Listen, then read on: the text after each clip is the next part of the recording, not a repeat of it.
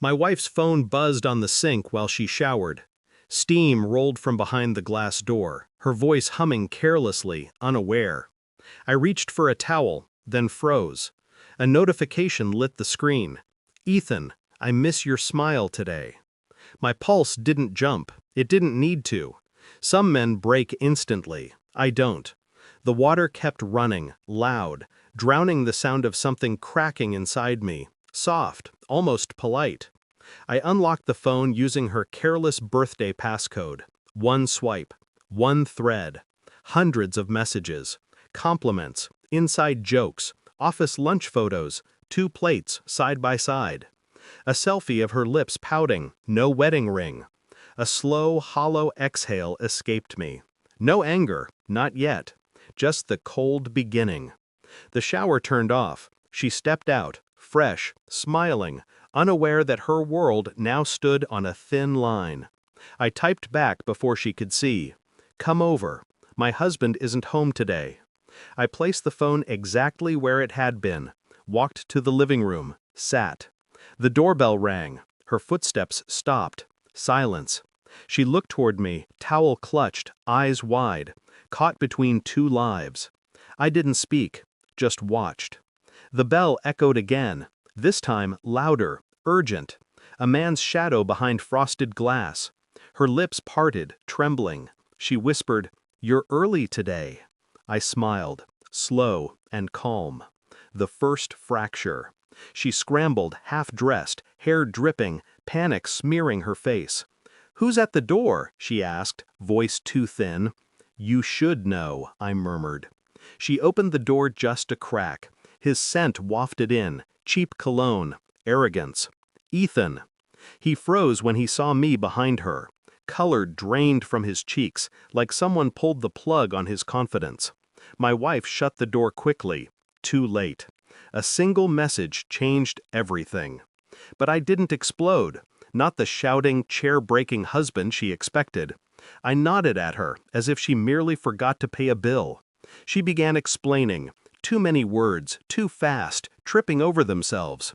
Friendly coworker. Just jokes. Nothing happened. Lies dressed as excuses. I didn't correct her. Silence suffocates better than accusations. That night, she made dinner. Her hands shook cutting vegetables. I watched the knife, wondered how easy it is to pretend everything is normal. We ate in quiet. She kept glancing at me, waiting for war. None came, because war requires noise, and mine would be silent. Inside, something cold settled into place. Not heartbreak, precision. If she could lie with such ease, I could plan with equal grace. I kissed her forehead before bed. She flinched. Good. Let her wonder when the blade would drop. But blades, when used right, are unseen until the cut bleeds. Days passed. She grew cautious. Extra makeup, nervous smiles, deleting messages the moment they came. She thought secrecy was a wall. Walls can be climbed. I went quiet and observant. Her schedule, her moods, her late nights. I mirrored normalcy so she would stay careless. I pulled bank statements. Surprise, expensive lunches, unaccounted cash withdrawals. She funded their outings using our money. It wasn't betrayal anymore. It was parasitism. At work, I contacted a friend in IT. Phone logs, chat backups, accessed quietly. Screenshots piled into a folder named Smile.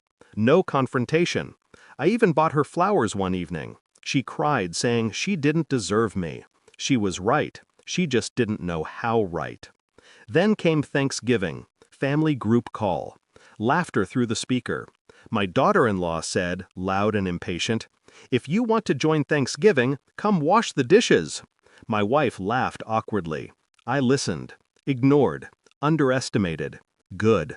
Later that night, I received property confirmation from Switzerland, a villa I purchased secretly years ago, a refuge I never planned to use, until now. I took pictures, bright hallways, glass walls, a view of the Alps that could silence any storm. I sent them to the family group with one word: enjoy. My wife's phone lit up. Then again. Then again, 71 calls from her side of the family. They finally realized the quiet man they overlooked wasn't weak, he was patient, the most dangerous kind. The final evidence arrived. Chat transcripts restored completely. Their private plans, weekend hotel reservations, the phrase that clicked everything into place. When he travels next week, we'll have the house to ourselves. I printed everything, neatly, organized. That evening she came home cheerful, forced, desperate. I waited at the table. When she sat, I slid the folder across. No words. She opened it. Pages turned. Her face drained slow, like winter eating color from a landscape. Tears gathered. Not sorrow, fear. She whispered, "Please, let me explain." I raised a hand. Silence. Her breathing broke. Her world shrunk into paper and truth. I remained still, emotionless, like a surgeon observing a patient who caused their own wounds. "You already replaced me," I finally said, voice even. "Consider me gone." She reached for my hand. I pulled away like touching fire. I stood, walked toward the door. Suitcase ready, packed days ago. She followed, sobbing, clutching my arm like drowning grasping the air. "Don't leave, I can fix this." "No," I said. "You broke what I protected. Now you can keep what you chose." I handed her one last item, the key to our house. "Thanksgiving," I said, calm as winter. "Go wash the dishes." Her knees weakened. She realized the reversal. The man she belittled, ignored, betrayed, was the one who held the power all along.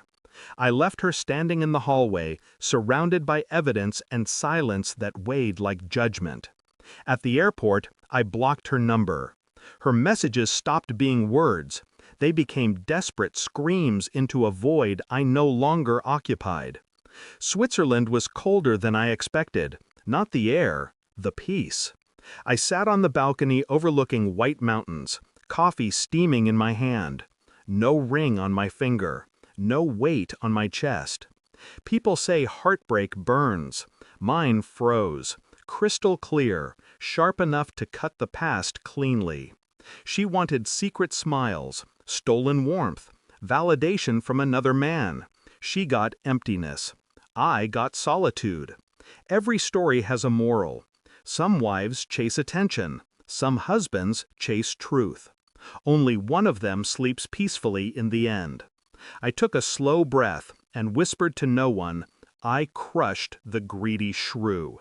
Then I closed the old chapter and never looked back.